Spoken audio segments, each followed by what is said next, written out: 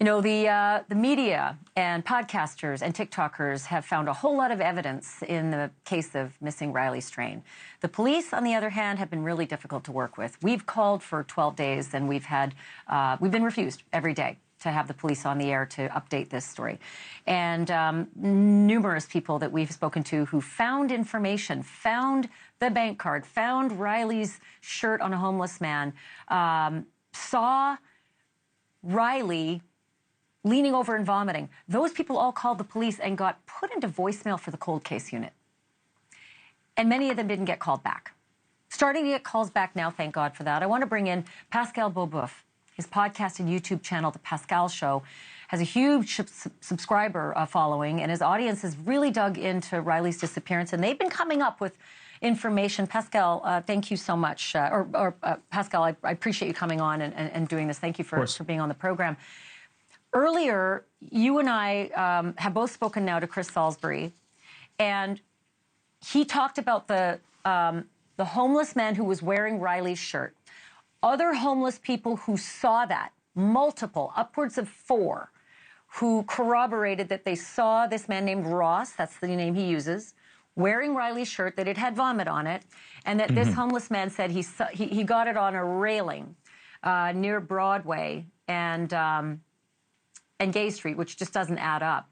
But what I'm fascinated by, Pascal, is that Michelle and Chris Whited, who just did an interview with me, said that they've seen additional video that the rest of us haven't seen, that the police have shown them video of Riley wearing his shirt as he passes under Woodland Street Bridge, but before he gets to the James Robertson Parkway. What do you make of that?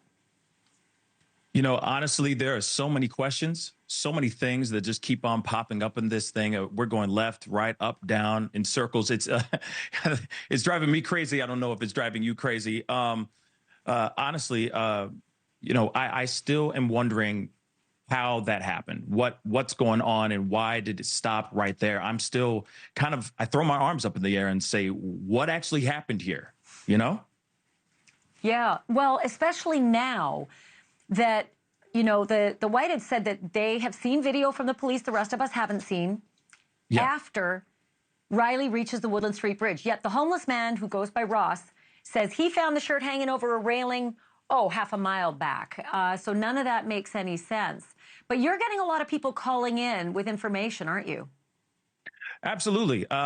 Every person that has stepped forward talking about everything from the shirt with the vomit on it to the homeless guy wearing the shirt, wearing Riley's shirt underneath the hoodie, and then some, have been calling in and just pouring as much information as they can about this. And it's been a blessing just to get all these stories and get all these accounts.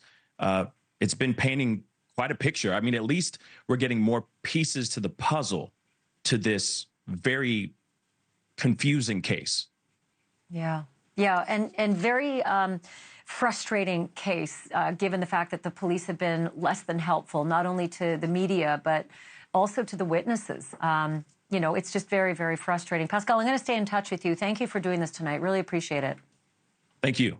I appreciate you having me here. Pascal Beauboeuf has a great show. Thank you. It's called The Pascal Show. He's got a great subscriber base. You can find it wherever you stream your podcasts, or on YouTube as well. And we'll have Pascal back on the program as well. Thank you for watching. Go to newsnationnow.com to find NewsNation on your television provider. And don't forget to click the red subscribe button below to get more of NewsNation's fact-driven, unbiased coverage.